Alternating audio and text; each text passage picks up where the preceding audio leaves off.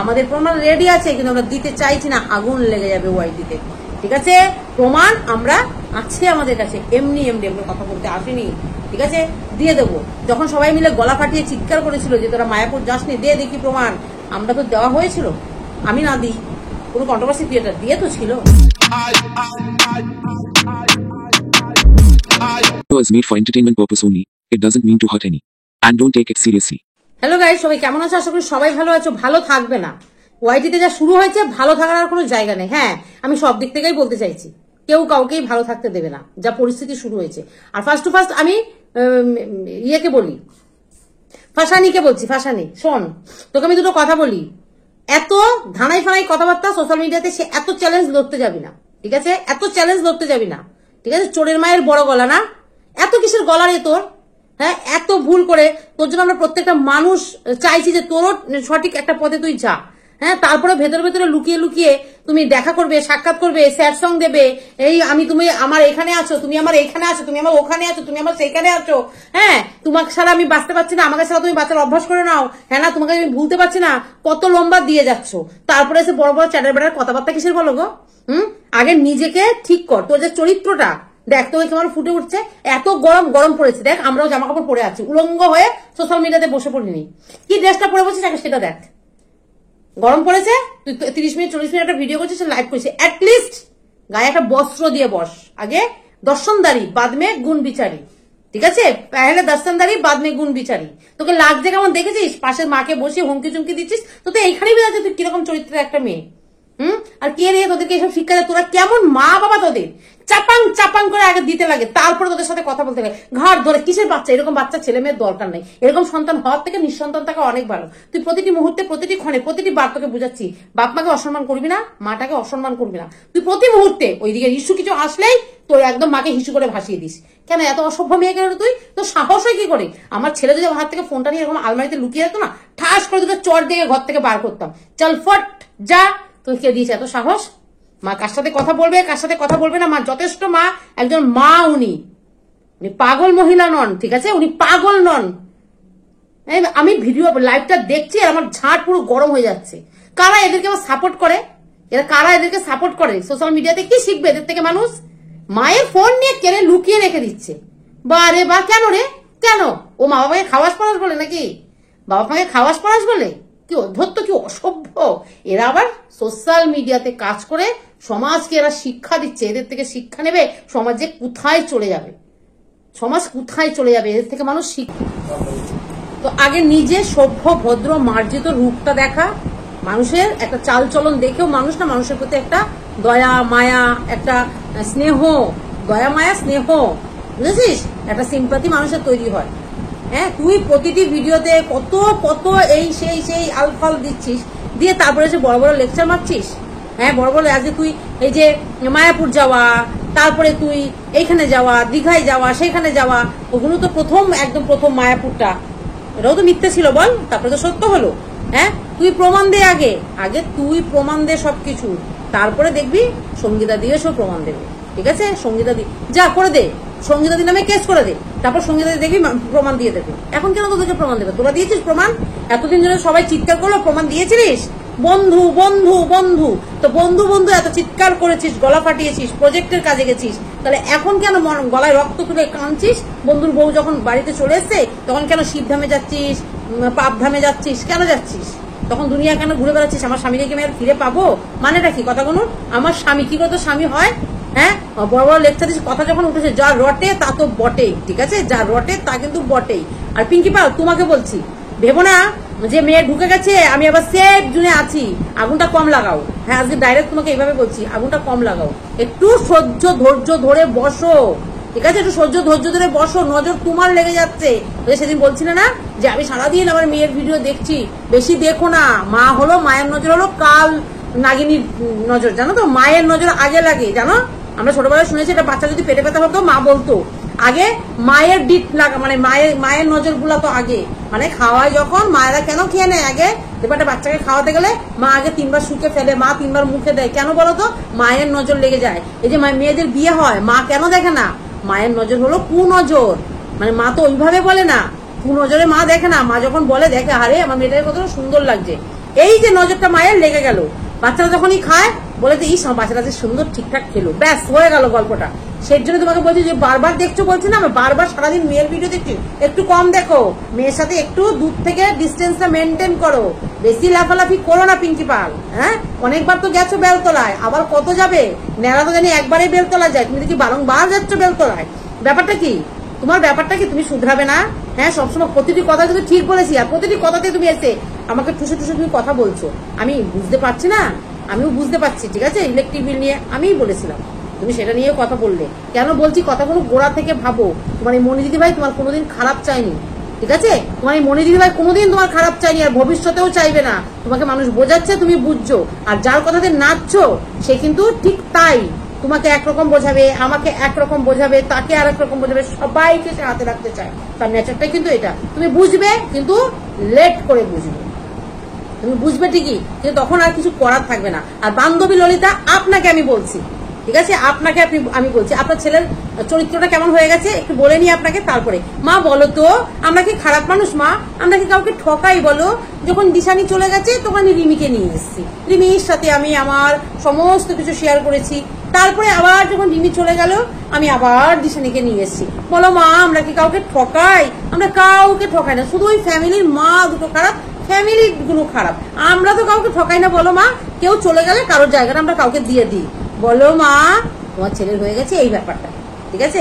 এই যে কথাটা রটেছে, এমনি এমনি কিন্তু সঙ্গীতা ম্যাডাম সবাইকে এই ব্যাপারটা আমাদের মানে পোস্ট এমনিতে হয়নি, কথাটা কিন্তু মাথায় রাখবে।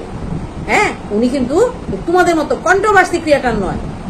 হ্যাঁ, ওনার একটা মূল্যবোধ আছে, ওনার একটা মূল্য আছে, ওনার একটা সমাজের দাম আছে, ওনার একটা মর্যাদা আছে। উনি একটা ফেক কথা বলে দিয়ে এমনি এমনি বলে যাবে না, ঠিক আছে? প্রত্যেকটা কথা এখানে। আচ্ছা, এই যে সবাই মিলে আমরা বলছি রেজিস্ট্রিটা কেন এগোচ্ছ না তোমরা? রেজিস্ট্রি করতে কেন এগোচ্ছে না? এখানে তাহলে প্রমাণ হয়ে যাচ্ছে যে না, প্ল্যান অন্য কিছু আছে।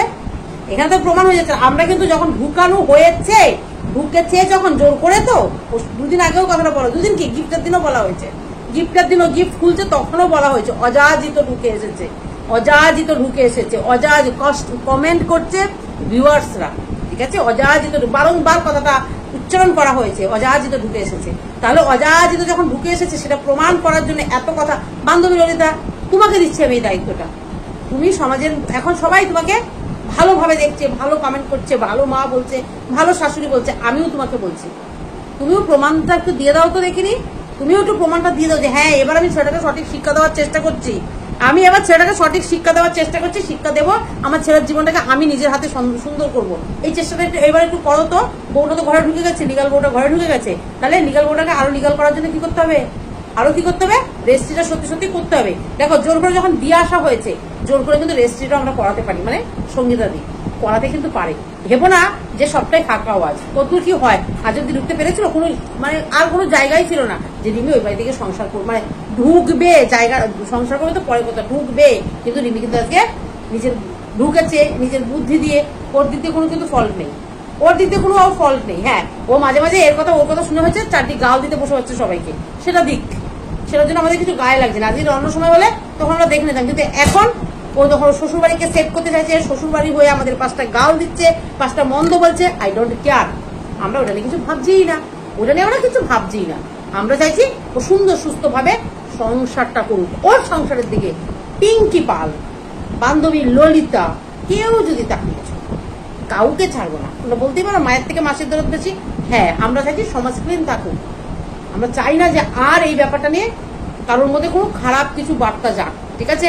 কোনো খারাপ বার্তা যাক, মানে মাথাটা জাস্ট গরম হয়ে যাচ্ছে আজকে না, এমনি বাইরে এত গরম, তারপরে এরা এত নষ্টামি শুরু করে দিয়েছে, দেখা করছে, তারপরে এবার উলঙ্গ হয়ে লাইভে বসে আবার মাকে ধাতাচ্ছে, আবার মানুষকে হুমকে দিচ্ছে যে দুদিনের মধ্যে প্রমাণ না দিলে কি করে দেখা, দেখিনি করে দেখা।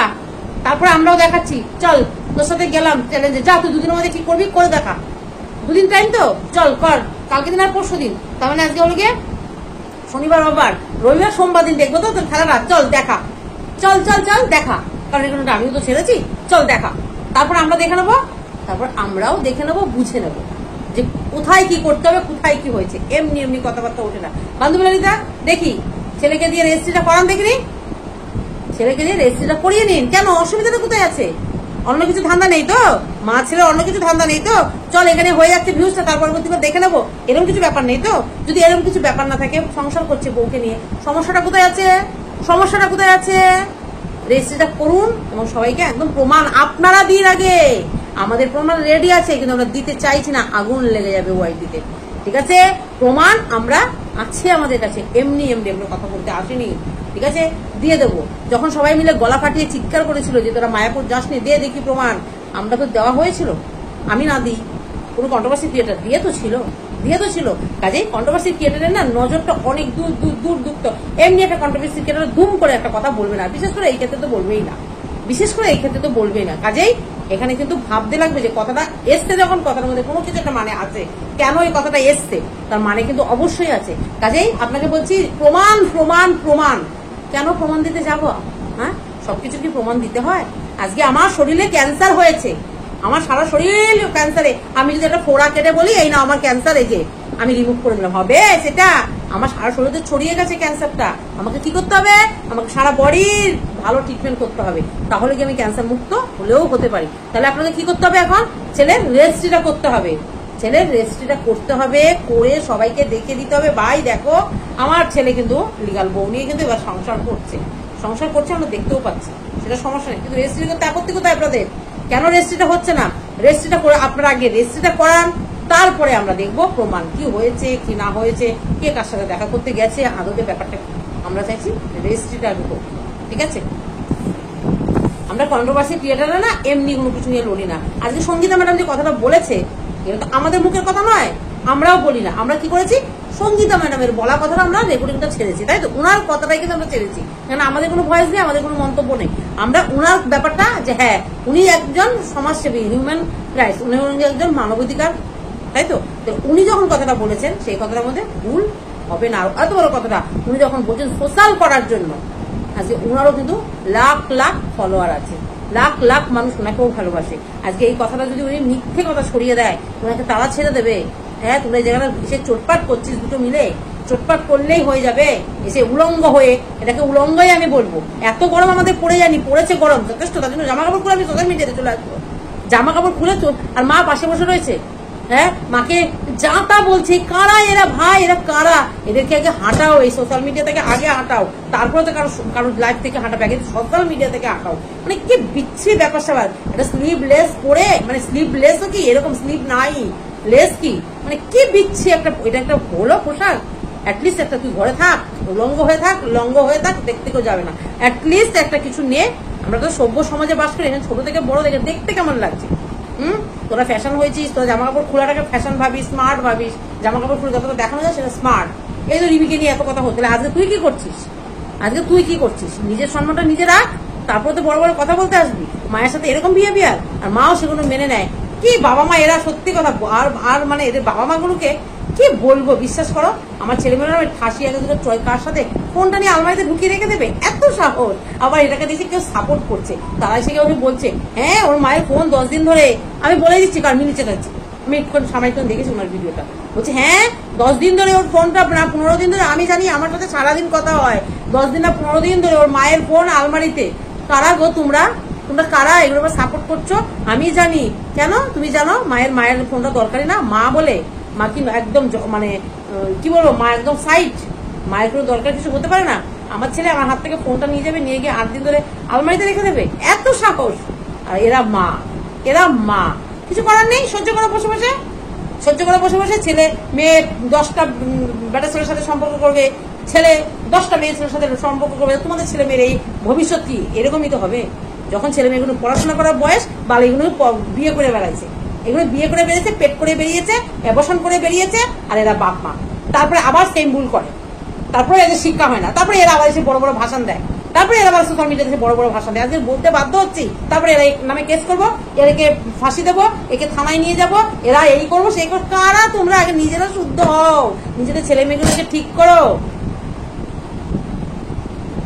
মানে আইন বিরুদ্ধ কাজ নিজেরা করছো, লোকে এসে বললে তখন খুব ফাটছে না?